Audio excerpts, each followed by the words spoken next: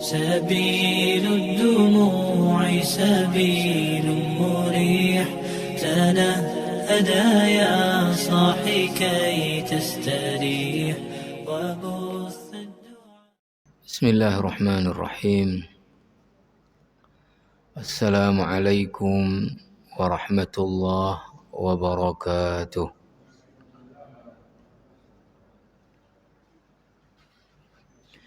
إن الحمد لله نحمده ونستعينه ونستغفره ونعوذ بالله من شرور أنفسنا وسيئات أعمالنا. من يهده الله فلا مضل له ومن يضلله فلا هادي له. أشهد أن لا إله إلا الله وحده لا شريك له وأشهد أن محمدا عبده ورسوله وصفيه وخليله. اللهم صل وسلم وبارك عليه وعلى آله وأصحابه ومن تبعهم بإحسان إلى يوم الدين. أما بعد، فأوصيني وإياكم جميعا بتقوى الله. اتقوا الله حق تقاته ولا تموتن إلا وأنتم مسلمون. Hadirin hadirat sidang jamaah salat maghrib yang dimuliakan Allah. Alhamdulillah, Allah Subhanahu wa taala masih beri kepada kita banyak sekali nikmat, rahmat dan karunia-Nya yang pasti kita tidak akan sanggup menghitung jumlah apalagi nilai daripada nikmat rahmat Allah untuk kita. Alhamdulillah, Allah masih beri kita umur sehingga kita masih berada di dunia ini, belum berpindah ke alam akhirat. Alhamdulillah, kita diberi sehat sehingga kita masih bisa beraktivitas, salah satunya melaksanakan salat maghrib kita berjamaah. Selanjutnya kita masih punya waktu, kesempatan untuk kita duduk dalam majlis ilmu syariah sambil kita menunggu salat fardu isya yang nanti juga kita tunaikan di awal waktu secara berjamaah, dan kita niat iktikaf di rumah Allah Subhanahu wa taala. Alhamdulillah, para jamaah yang dirahmati Allah, setelah kita libur karena memasuki bulan Ramadan, sehingga kegiatan kajian rutin di malam Rabu, hari Selasa, selepas maghrib sampai isya, kita stop sejenak. Kemudian mulai malam ini, mudah-mudahan kita diberi umur dan juga diberi sehat dan kelapangan waktu untuk bisa terus bertemu di pekan-pekan yang akan datang. Para jamaah rahimakumullah, kembali kepada kajian kita yang lalu, kita masih membahas tentang hadis Jibril yang terkenal dengan hadis Jibril. Ketika Jibril datang menemui Nabi sallallahu alaihi wasallam, dilihat oleh para sahabat waktu itu wujudnya Jibril yang merubah dari alam malaikat menyerupai seorang laki-laki. Lalu kemudian bertanya kepada Nabi sallallahu alaihi wasallam untuk memberitahu dirinya tentang apa itu Islam. Akhbirni anil Islam. Maka Nabi kemudian menjelaskan, lalu setelah itu Jibril mengatakan, sadaqta, betul yang kamu bilang. Sehingga seperti yang kita sudah jelaskan, para sahabat bingung karena tidak tahu sesungguhnya siapa itu laki-laki. Kok dia yang bertanya? Ketika dijawab, dia yang mengatakan, betul yang kamu jawab, sadaqta. Ditanya lagi kemudian setelah itu, beritahu aku tentang iman, akhbirni anil iman.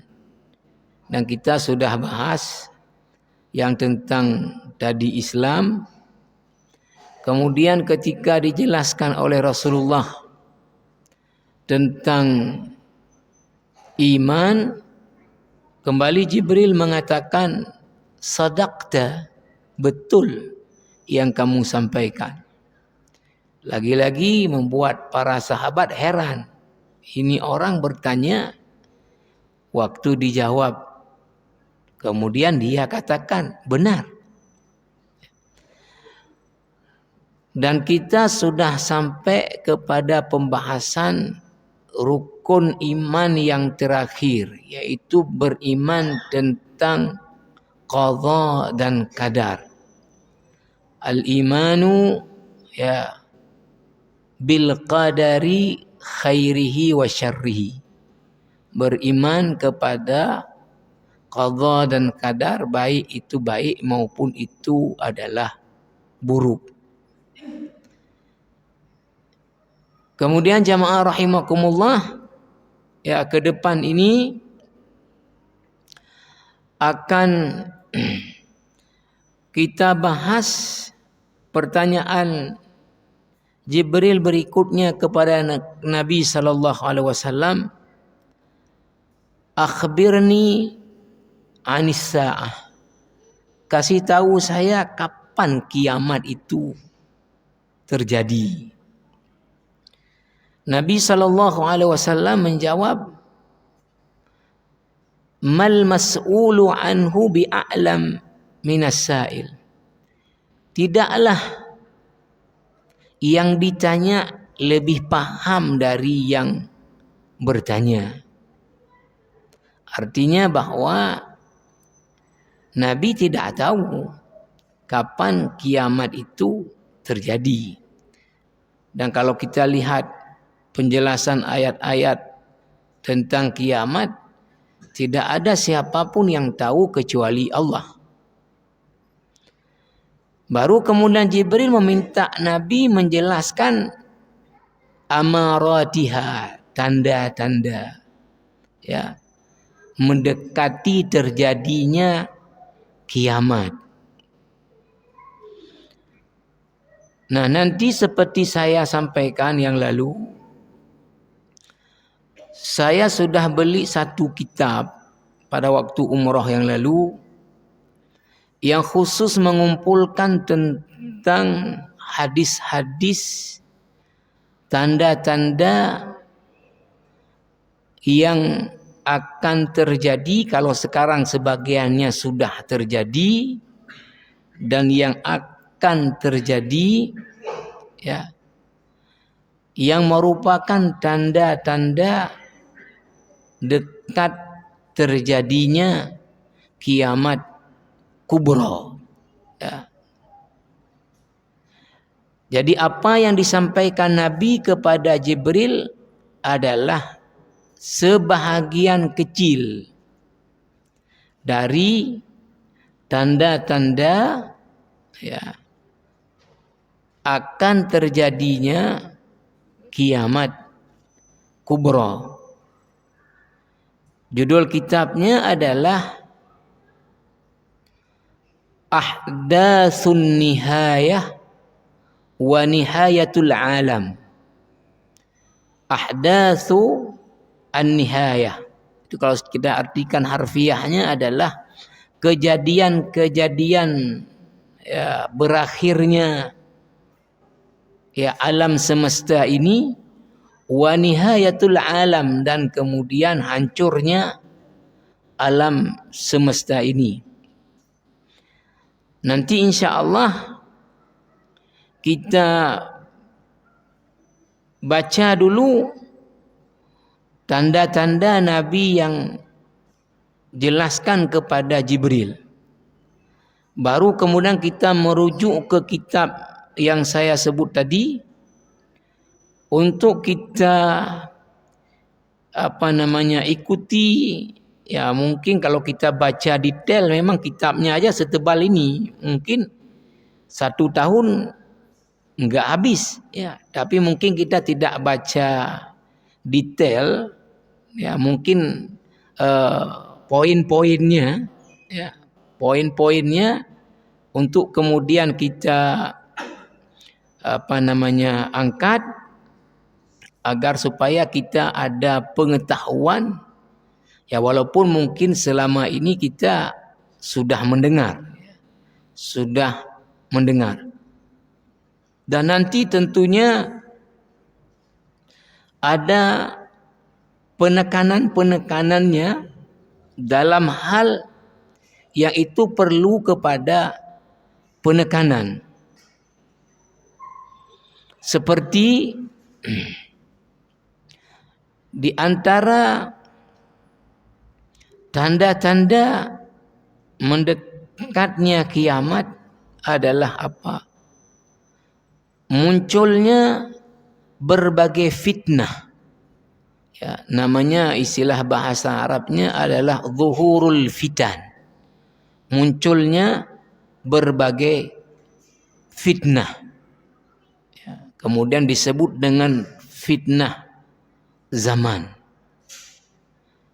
Saya sudah coba untuk kemudian membuat rangkuman untuk ini ya.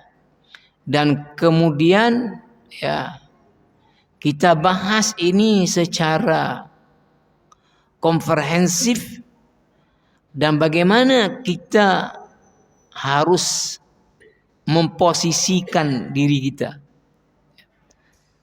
Karena fitnah zaman setelah kita lihat ke hadis dan keadaan, ini kemungkinan ke depan akan terus berat. Akan terus berat. Dan kita sekarang kan melihat ada fenomena di dalam kehidupan masyarakat kita itu, untuk membenarkan sebuah ya, perbuatan itu nanti disalahkan zamannya.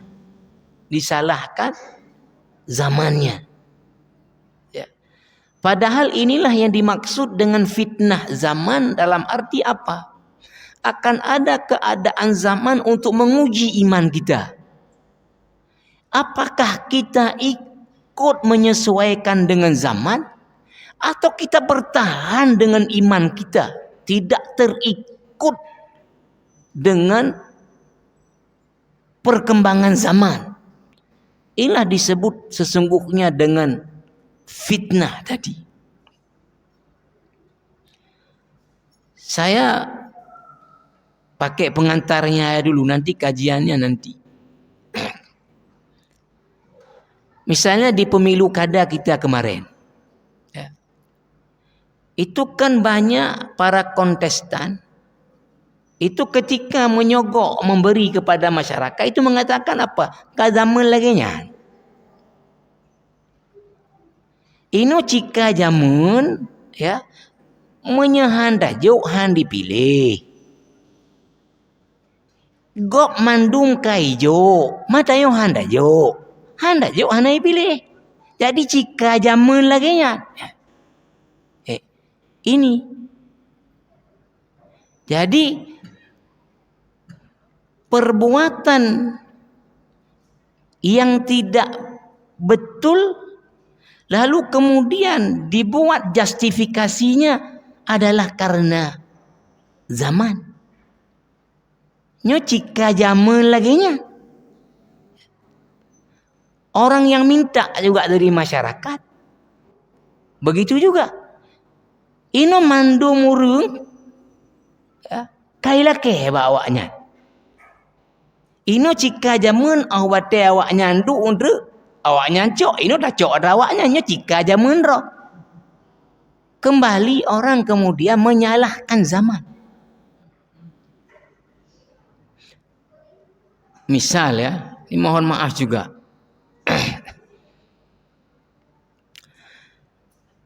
Di dunia birokrasi misalnya, ya. Dunia birokrasi, orang akan mengatakan apa? Ya, ketika misalnya untuk satu jabatan harus bayar sekian. Ketika kita tanya, mana nana yuk? Kibahanda yuk, menyahanda yuk, hai pudu. Ino cika jamun lagi nyan. Nyahana tak ikuti, gak ke tersingkir yo. Gak ke hana menumpuk tepu. Nyo cika jamun lagi nyan. Nah ini.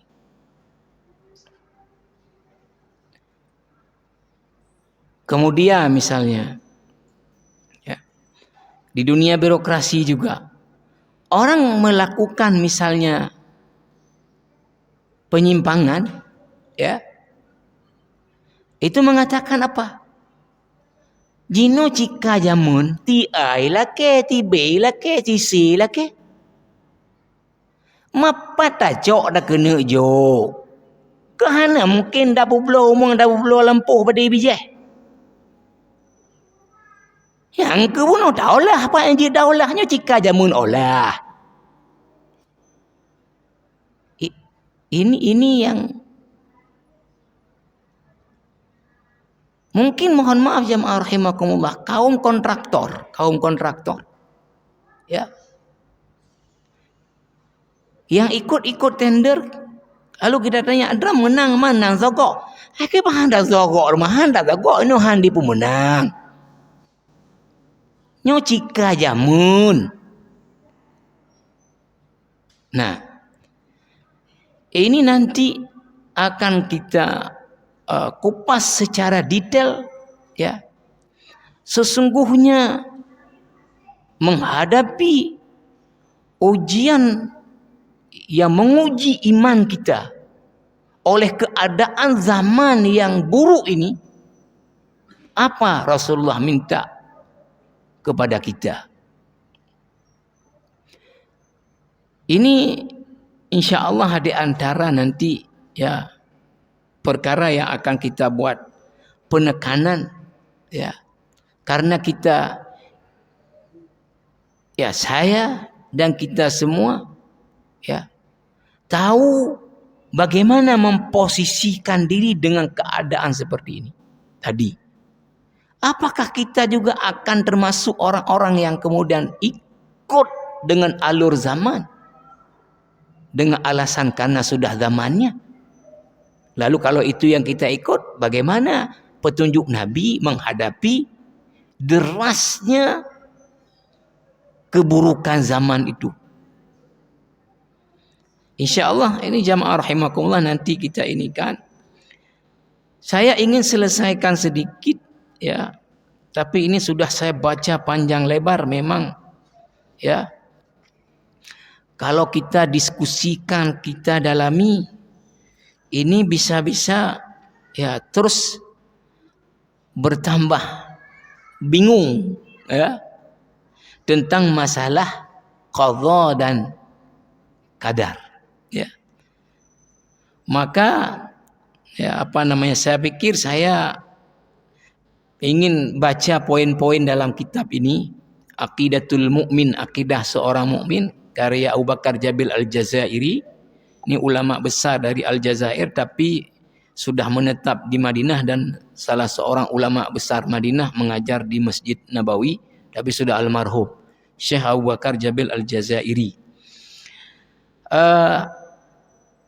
Tentang ya iman terhadap al-qadha'u wal qadar. Beliau menyebutkan, ini saya baca kesimpulan menurut beliau, ya. Kata beliau, Apa itu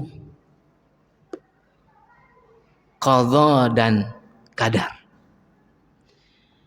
Kata beliau di sini, wa min huna sahha lana an nu'arrifa al-qadara wal qadha'a bi annahuma ilmu Allah ta'ala al-azali bi kulli ma arada ijadahu min al-awalimi wal khalaiqi wal ahdathi wal asya'.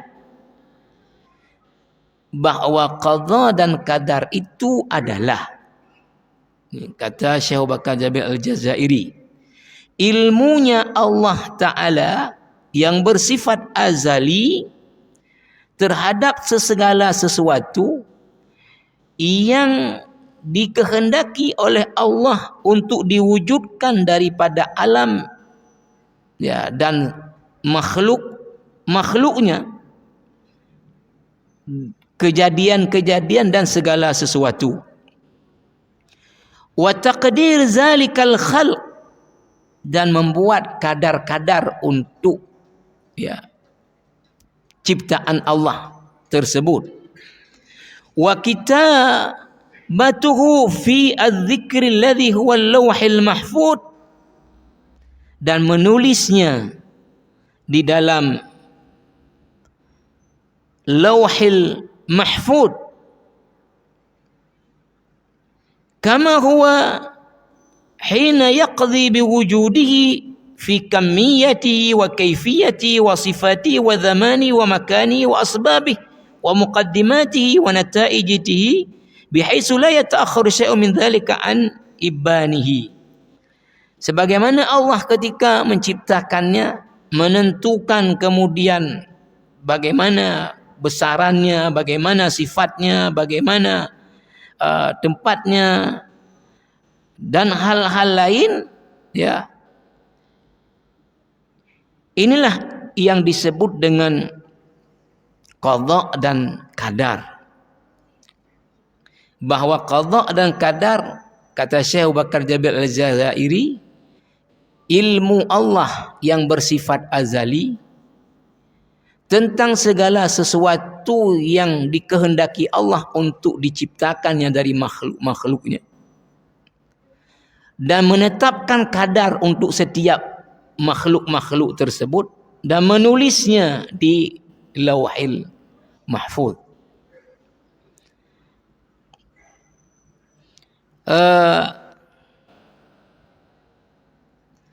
Jamaah rahimakumullah,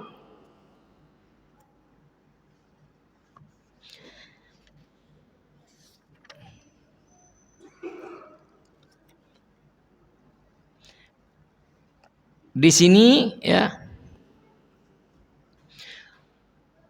beliau sebutkan ya samratur ridha bil qadha. Apa faedahnya kita memahami atau juga meyakini, mengimani tentang qadha dan qadar, ya, tentang qadha dan qadar. Kata beliau di sini, walirridha bihadzal qadha'i nataiju sarrah wa thamaratun tayyibah. Bahwa untuk kita meridhai, mengimani tentang qadha dan qadar ini, ada hasil yang cukup berfaedah, cukup baik, cukup membahagiakan. Wa min tilkan nataiji as-sarrati was-samarati at-tayyibah, di antara hasil tersebut adalah annahu yaksibu sahibahu quwwata syakimati wa madha' al-'azimati idh man itma'annat nafsuhu ila anna ma asabahu lam yakun liyukhti'ahu wa anna ma akhta'ahu lam yakun liyusibahu khalat jami'u a'malihi minal hayrati wat taraddud. Jadi di antara nilainya adalah bahwa ya orang yang mengimani tentang qada dan qadar itu akan memberikan kepada dia itu adalah apa? Kekuatan secara psikologi, ya, di mana ya dia meyakini ya bahwa apapun tidak akan menimpanya kecuali itu atas kehendak daripada Allah. Apapun ya dia tidak akan memperolehnya ya kecuali itu atas kehendak daripada Allah Subhanahu wa taala.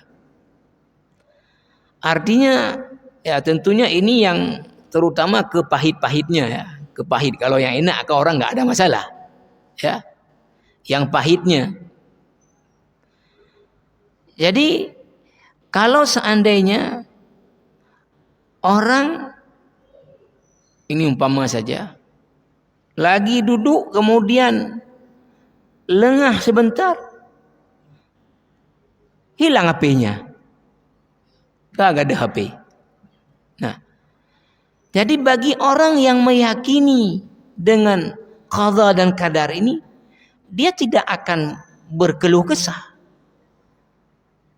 Karena apa? Ya karena keyakinan dia ini tidak akan hilang kalau tidak dikehendaki oleh Allah. Artinya ya ini sudah ya ujian Allah atas saya. Enggak ada HP lo minyak Allah anak kehendaki. Berarti nyok kagak ada hanya berarti Allah uji lo makriban menerima ini. Jadi kita ya, kan sering kita melihat ada orang berarti kagak ada ke rezeki dia. Sehingga orang itu jadi sepele, jadi mudah menerima walaupun itu tadi berat. Kahana lihat pirana menghayana blok riban mah. Ke banda begat mamnya hana rezeki dia yang orang kita begat kan tetap kagak ada dia. Ini orang cara lihatnya adalah dengan tadi iman dengan qada dan qadar. Maka akan membuat dia tadi ya tidak gundah. Karena keyakinan dia apapun di dunia ini tidak akan bisa terjadi kecuali atas kehendak daripada Allah Subhanahu wa taala. Orang misalnya yang lebih berat lagi kalau contoh lain, misalnya dia punya anak satu-satunya misalnya. Lalu kemudian anaknya secara tiba-tiba misalnya meninggal. Nah ini tentu kalau secara manusia adalah berat. Tapi kalau dia mengimani tentang qada dan qadar, artinya Allah sudah menentukan dari dulu anak saya ini satu cuman. Dan Allah sudah menentukan bahwa anak saya itu masa hidupnya hanya sekian lama. Nah, maka sekarang Allah sudah menjalankan ketentuannya bahwa anak saya masa hidupnya adalah hanya sekian. Maka dengan begitu kita akan akan tenang, ya, tidak stres, ya, tidak stres. Sampai saya bilang ke istri saya yang orang medis, saya bilang orang kalau dalam hidup ini stres itu bisa dipastikan imannya masalah. Karena kalau orang kuat imannya, seberat apapun yang menimpanya tidak akan stres dia. Karena dia akan kembalikan ke sananya. Jadi setiap orang stres menghadapi sesuatu berarti ya imannya ya bermasalah. Karena mohon maaf jemaah rahimakumullah, kalau kita pikir-pikir ya, kalau Allah berkehendak untuk menginikan kita kan sangat mudah untuk misalnya mencelakakan kita gitu. Maksudnya bagaimana?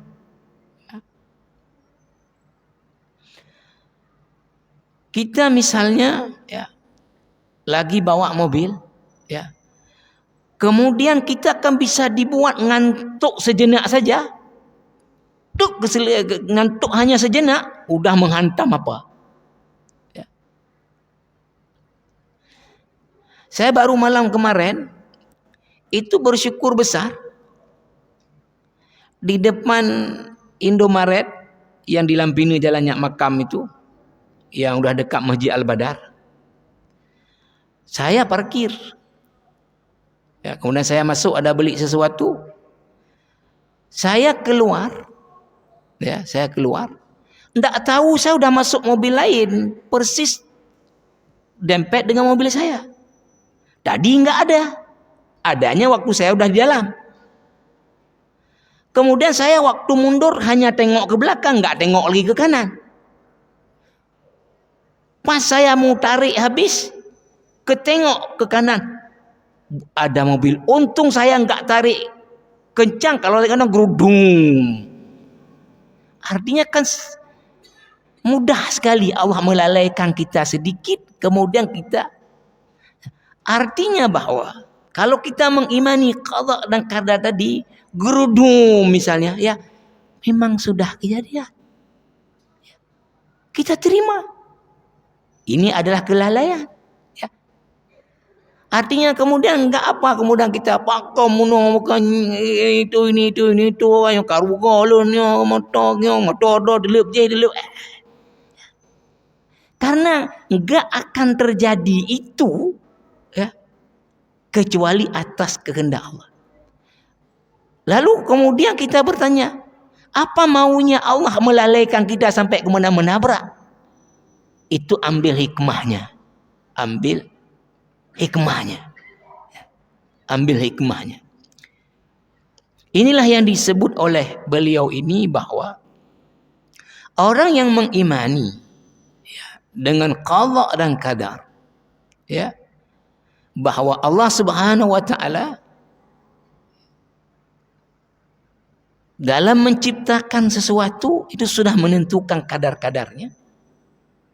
Dan apapun tidak akan terjadi kecuali atas kehendak daripada Allah Subhanahu wa taala. Nah, kalau kita bertanya kepada kenapa begitu? Allah itu la yus'alu amma yaf'alu wa hum yus'alun. Tidak boleh mempertanyakan Allah kenapa begini, kenapa begini. Yang dipertanyakanlah kita kenapa buat begini, kenapa buat begitu. Tapi kita dengan iman mengambil hikmahnya, ya, mengambil hikmahnya. Maka orang yang seperti ini ya, akan tenang jiwanya dalam hidup ini. Ya. Tidak akan ada kemudian apa? Ya. Tidak akan ada ya al-hayrah wa taraddud, kebingungan. Orang stres ini kan orang bingung. Orang yang cemas, orang yang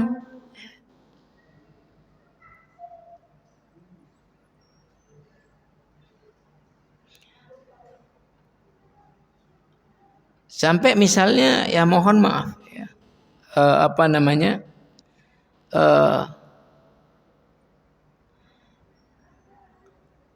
kalau kita misalnya ya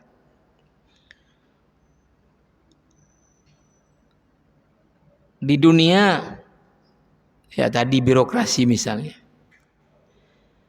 kita sudah hati-hati betul, udah menghindari betul untuk tidak melakukan kesalahan. Tapi ada hal yang kemudian secara administrasi kita kurang teliti, salah. Dan dengan itu kita kemudian dijerat dan gak dilepas memang. Padahal kita gak ada memperkaya diri, gak ada memperkaya orang lain. Dan itu betul-betul kesilapan secara administrasi. Tapi ada pihak misalnya tadi enggak mau menerima, tetap menjerat kita. Maka dengan iman kita akan mengatakan bahwa apa qada dan qadar ketentuan Allah, saya masuk penjara. Saya terima misalnya. Karena saya mau ambil pahala dari saya bersabar atas kelalaian saya ini. Jadi akhirnya orang jadi tegar. Walaupun tadi harus ini. Tapi kalau orang tadi tidak dengan pendekatan iman kepada qada dan qadar, itu akan gelisah, akan susah, akan stres. Sampai kemudian mempertanyakan, pakalun hang bari tahu rojinya, pakalnya, pakalun pelewat, pakalun tanya, pakal. Udah banyak pakal, stres dengan pakal. Tapi kalau orang tadi punya keimanan dengan qada dan qadar, ya, inilah yang harus saya terima untuk ujian. Saya mau ambil pahala dengan menerima musibah ini, hikmahnya mungkin saya di sana di pesantren sana bisa banyak ibadah lagi. Artinya apa? Tegar walaupun dalam keadaan yang sulit ketika menghadapinya dengan keimanan kepada qada dan qadar ini. Ini jamaah rahimakumullah. Wantafa min hayatihi al-qalaq wal ittirab.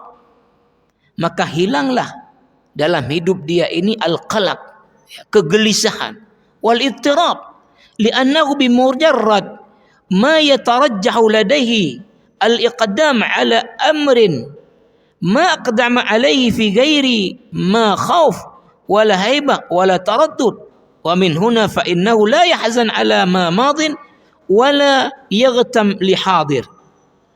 Jadi juga dengan keimanan kepada qada dan qadar, orang tidak akan menyesali ya apa yang sudah berlalu.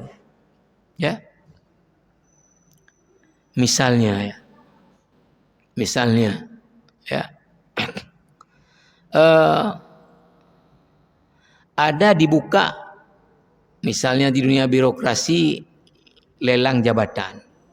Lalu kita menganggap sekarang tadi zaman kalau enggak ada ini, hek dah ikut benda. Enggak ikut kita. Rupanya kali itu betul-betul bersih dibuat. Maka kalau kita bukan dengan keimanan qada dan qadar akan mengatakan, halah nampu hang gua ikut lo nah. Halah talah lo. Jujur agoi pegak ganyo. Talah lo. Apalagi kalau kemudian yang melarang tadi kau hebek ni ikut. Ini hana apa cerita, hana uri dalam, hana apa ya ikut. Lalu kemudian setelah kita enggak ikut, dibuatlah dengan jujur. Kalau enggak keyakinan kepada qada dan qadar tadi, kita akan mengatakan, citalahkah? Kah hambri ikut, kepegahnya kepegah ini itu. Yang engkau hana menghota, aku. Yang si gara-gara kah? Salahkah orang? Tapi orang yang meyakini kepada tadi memang bukan rezeki saya. Kalau udah rezeki saya, siapapun yang menghalangi enggak akan terhalangi saya untuk ikut itu. Kan begitu. Kalau sudah rezeki saya jabatan di situ, siapapun yang mencoba menghalangi saya enggak akan bisa, pasti saya dapat itu. Itu namanya al-iman bil qada'i wal qadar. Tapi kalau enggak tadi akan kayak itu, citalah kah? Kau mengikut kah begahnya kah begah haji. Hana kau kedua begah. Ya betul lah kau. Ini jamaah rahimakumullah. Jadi orang-orang yang mengimani dengan ini qada dan qadar, dia enggak akan menyesali yang sudah lewat. Ya mungkin rezeki lon. Yang kada lon. Ya. Begitu juga apa? Wala yaghtammu li hadirin. Ya. Wala yu'limuhu hamul mustaqbal. Maka dia juga tidak akan tamak kepada yang akan datang. Karena apa? Tadi keyakinan, kek manapun kita usaha, kalau itu bukan rezeki kita yang ham dumeji. Ya. Lalu apa? Kita buatlah sesuai yang Allah suruh. Menyambut yang ke rezeki lo. Ya. Seperti orang misalnya mengikuti sesuatu tadi. kayak merumpak ngampulan je. Ha luluh mihana kam merumpak. Hana apa? Punya rezeki lun alhamdulillah, mihana lu hana masalah. Ha. Ini orang yang keyakinannya adalah kepada Allah. Punya rezeki lun alhamdulillah, hana rezeki lun, hana masalah. Hana berpuluh, hana lah menumpak ngampulannya. Lun ikut sesuai dengan prosedur. Kahana itu lihat menumpak ngampulan kahana. Ya na ipatonya ikutnya. Kalau ikutnya oh ngernanya macam jilun lu alhamdulillah wana lu jangan rezeki lu.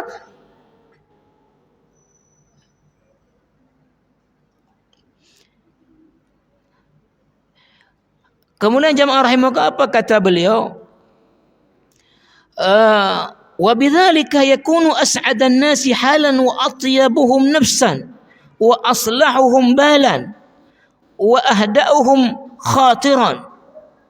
Maka menjadilah orang yang seperti itu orang yang ya disebut di sini adalah as'adan nasi halan, orang paling bahagia dalam kondisi apapun dia adalah bahagia.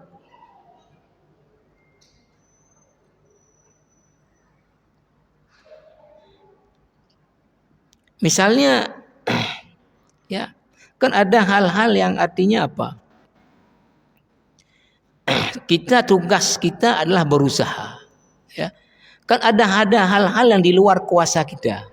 Ya, kalau kita lihat di dunia misalnya medis, ya, kalau dokter itu angkat tangan dia untuk kemudian mengatakan apa sebab orang kena kanker, dari mana asalnya? Itu dokter nggak tahu. Kalau kita lihat kepada orang-orang misalnya mohon maaf, ya, kalau orang perempuan kanker payudara, kanker rahim, ya, itu kalau kita lihat ada orang yang hidupnya higienis, orang kaya, ya, orang jaga pola hidup, tapi malah kena. Tugas kita adalah ya ikut ya usaha untuk hidup sehat. Maka kalau kemudian kena juga kita misalnya, ya sudah kita ridho, ini adalah sudah memang ketentuan dari Allah. Maka kita walaupun sakit memang berat sudah stadium 4 misalnya orang yang kanker, kita akan tenang secara jiwa. Karena apa? Ini enggak akan terjadi kepada saya kecuali atas kehendak Allah. Saya sebagai hamba sudah berusaha untuk bagaimana pola hidup sehat. Tapi ini sudah garisnya bahwa saya dalam tahun sekian akan ini ya, untuk menguji apakah saya sabar dengan ini atau saya tadi justru akan seperti apa. Maka apa yang kemudian kita akan coba ambil adalah apa? Mengambil pahala dari bersabar terhadap sakit itu ya, sehingga nanti di kehidupan akhirat yang selama-lamanya kita bisa mendapatkan kesenangan. Sehingga ada hadis ya. Ini kan tentang masalah kesabaran yang saya bahas di Masjid Raya malam minggu yang lalu. Kata Rasulullah,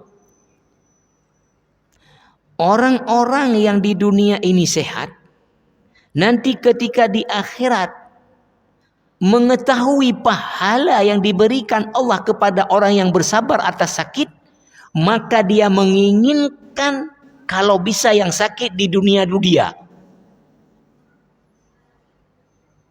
Nah, lihat, ya. Orang yang sehat di dunia ini nanti di akhirat ketika melihat apa balasan pahala orang yang bersabar atas sakit di dunia ini, dia maunya dia yang sakit, bukan orang itu.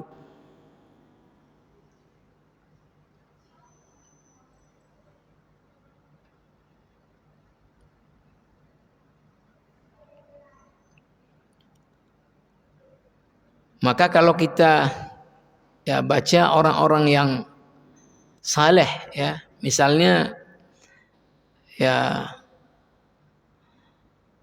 ketika dia sakit, maka yang dia lihat apa? Saya sudah puluhan tahun sehat. Maka sekarang sakit beberapa saat ya, tapi sudah sehat. Berapa lama? Sampai ada, ya saya lupa apa sahabat apa tabi'in, yang ketika pada hari yang sama anaknya meninggal, dia kakinya diamputasi salah satunya. Dia di situ justru tersenyum. Padahal dia hari-hari orang bawaan mukanya bukan orang tersenyum, ada orang tampilan memang istilahnya bawaan ya ini ya orang tidak mudah senyum. Tapi dia pada hari itu malah tersenyum. Ketika ditanya kenapa? Karena dia ketika melihat anaknya meninggal, masih ada anaknya beberapa lagi yang masih hidup. Ketika melihat kakinya satu dipotong, dia mengingat masih ada satu lagi kakinya. Ini memang memahami seperti ini memang kelas berat, ya. Yang tidak mudah. Ya, maka tadi keimanan kepada qadha dan qadar ini itu buahnya sangat besar, ya, yang akan dipetik untuk orang kemudian bisa menghadapi sesuatu itu dengan survive dan ketenangan secara psikologi tadi. Ini jamaah rahimakumullah, ya, insyaallah nanti kita akan sambung sedikit. Ya, sebelum nanti kita akan masuk kepada pembahasan tentang tanda-tanda daripada kiamat. Subhanakallah wa bihamdika asyhadu an la ilaha illa anta astaghfiruka wa atubu ilaik. Wassalamualaikum warahmatullahi wabarakatuh.